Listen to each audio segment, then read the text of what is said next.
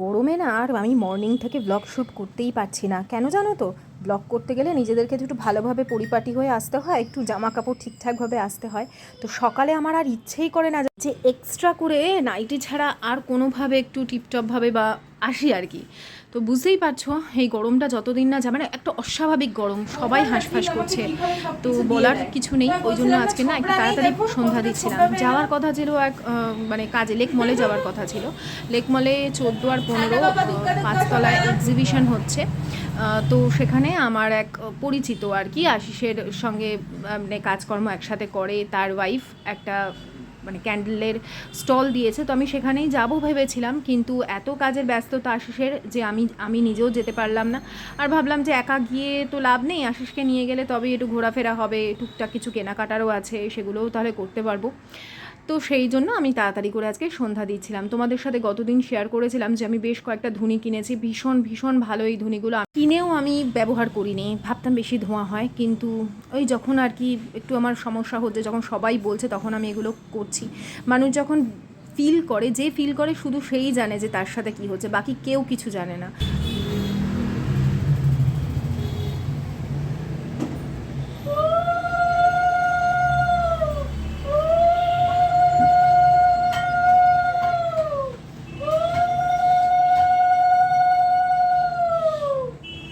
ब्रह्मा गुरु विष्णु गुरुदेव महेश्वर गुरुदेव परम ब्रह्म तस्मै गुरवे नमः अखंड मंडलाकारं व्याप्तं जन चराचरं तत्पदं दर्शितं जन तस्मै गुरवे।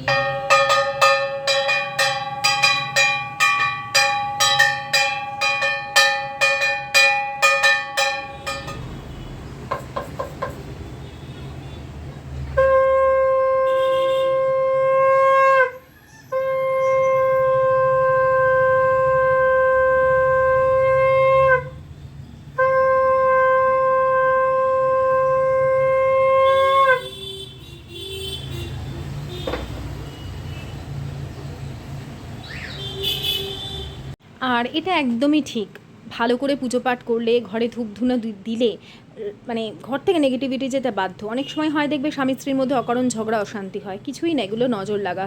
অনেকেই বিশ্বাস করে না, কিন্তু আজকালকার দিনে হয়, কারণ আমরা এখন সোশ্যাল মিডিয়াতে এত অ্যাক্টিভ, আমরা কিন্তু ভালো যে কোনো মুহূর্ত সোশ্যাল মিডিয়াতে খুব সহজে শেয়ার করে দিই, যেগুলো আগে ছিল না।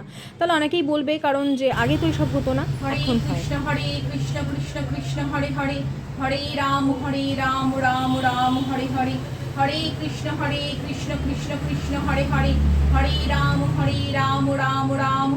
তো সেই জন্য সারা ঘরেই যে ভীমসেনী কর্পূরটা তোমরা অনেকেই বলেছিলে, তোমাদের কথা মতন আমি ভীমসেনী কর্পূর নিয়ে এসে জ্বালাচ্ছি, খুবই ভালো লাগছে, আর অনেকক্ষণ জ্বলে। আগেও ঢেলা কর্পূর নিয়ে আসতাম, সেটাও খুব ভালো, একটুও ছিটতো না বা অনেকক্ষণ জ্বলতো আর কি, কিন্তু এই ভীমসেনী কর্পূরটা একদম অন্যরকম ফ্রেগরেন্স। আমি জানি না অন্য কর্পূরের সাথে এর কী ফারাক আছে, তবে এটা একটু শক্ত দেখলাম আর একটু ক্রিস্টাল টাইপের, মানে একটু ট্রান্সপারেন্ট টাইপের দেখতে। আমাকে একজন জিজ্ঞেস করেছিলে যে ভীমসেনী কর্পূরটা কী।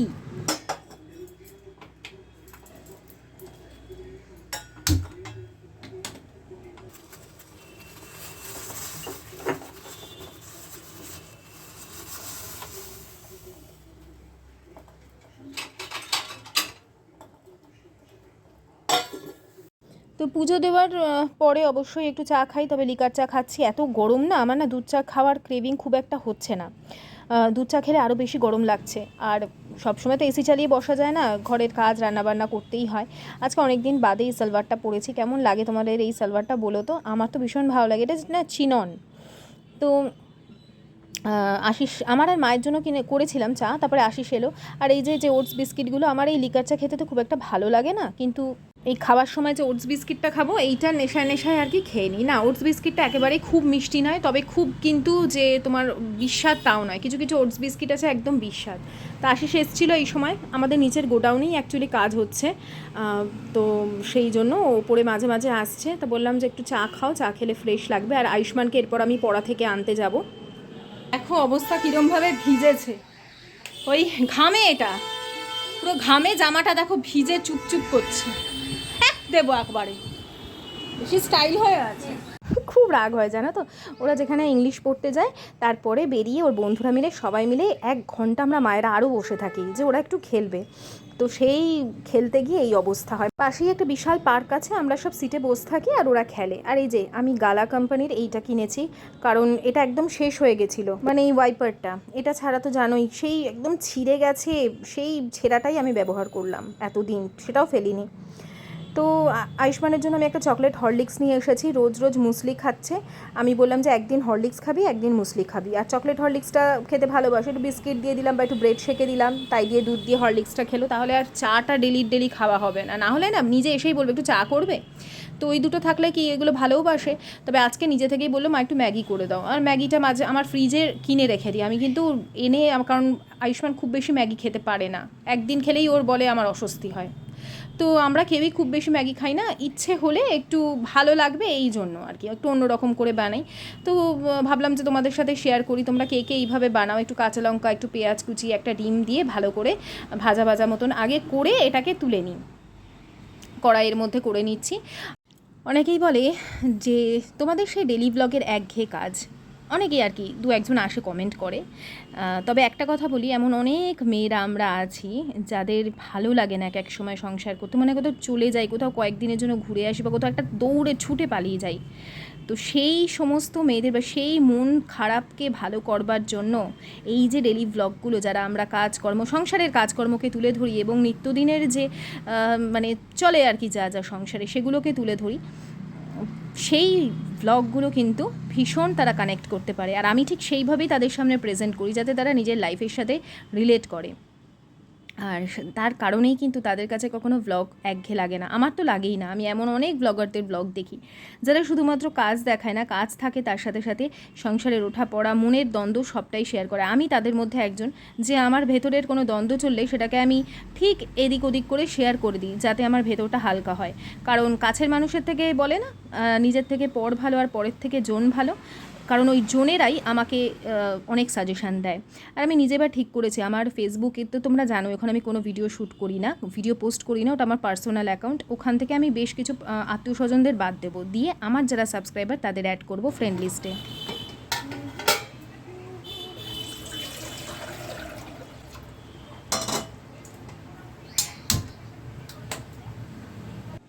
তো আজকে না আমি দুপুরবেলা রান্না করেছিলাম বিরিয়ানি। মাকে ভাবলাম আজকের বিরিয়ানি খাওয়াই, কারণ চিকেন ফ্রিজে রাখা ছিল, আর আমি যেভাবে বিরিয়ানি করি সেটা খুবই হালকা, তো সেই জন্য কোনো অসুবিধা হয় না।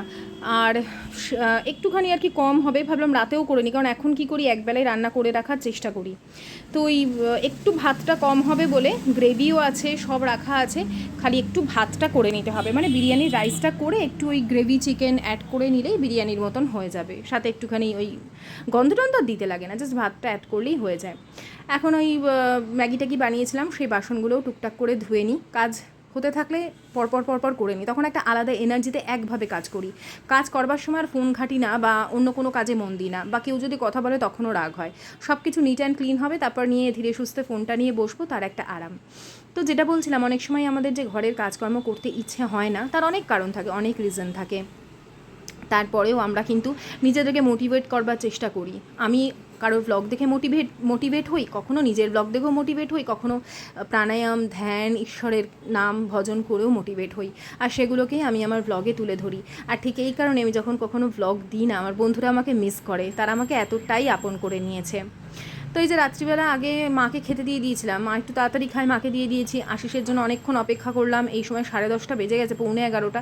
এরপর বেশি রাত করলে আমার হজম অসুবিধা হয়, তো সেই জন্য এখন আমি আর আয়ুষ্মান দুজনে খেতে বসে গেছি। ওকে বলছিলাম বাবাই আজকে বিরিয়ানিটা কেমন হয়েছে, বলছে মা খুব ভালো হয়েছে। সন্তান সবসময় ভালো বলে, আমার ছেলেটা, মানে আমাদের সন্তানরা, আর কেউ বলুক না বলুক, সন্তান সবসময় ভালো বলে।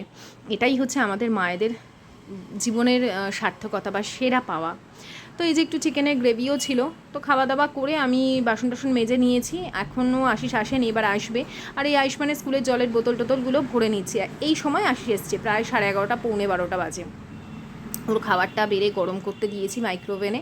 ওই বিরিয়ানি তো সব আছে, স্যালাড ট্যালাডও কাটা আছে। আর এই দিকের বারান্দাটাকে দেখে কিছু ভেবো না, কারণ এখানে আমার সমস্ত ওই জামা কাপড় মেলা ঠেলা এগুলোই করি। এক একটা বারান্দা এক একটা কাজে আসে আর এক এক রকম করে সাজানো থাকে, এটা একটু ক্লাটারই থাকে, বাসনপত্র সব উবুড় করে রাখা, এই সমস্তই করি। এখন দেখো কটা বাজে, এখন বাজে 12:15। আর আশিসকে এখানে খেতে দিয়েছি, আর এইটা রান্নাঘরের এটা বন্ধ করে দিই, যেহেতু এসিটা এই ঘরে চালানো হয়। মা ও ঘরে শুয়ে পড়েছে, এই ঘরে আশিস শুবে, আমরা তিনজনে ওই ঘরে শুই। তো এই রাতে জামা কাপড়গুলো সব তুললাম, ওর জন্যই আমি অপেক্ষা করছিলাম।